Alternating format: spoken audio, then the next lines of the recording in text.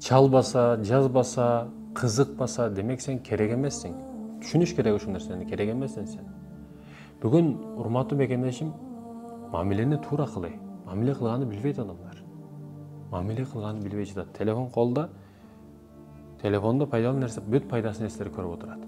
Бир тууган уругу менен сүйлөш, керектүү маалыматты бөлүш, мисал үчүн айтып атам. Мисалы, жарым жыл өтөт, бир жыл өтөт, бир ден соолук сурап чалбайт.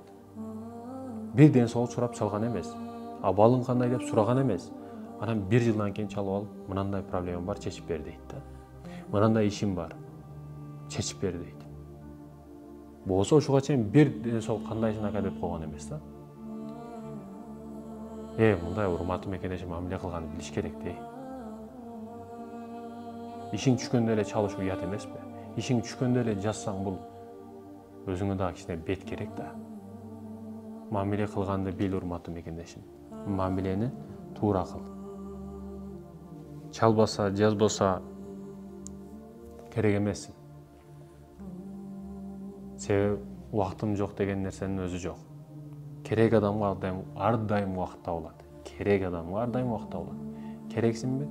Ар дайым сага чалышат, жазышат. Демек сен керек эмессиң. Ким сага чалбаса, жазбаса.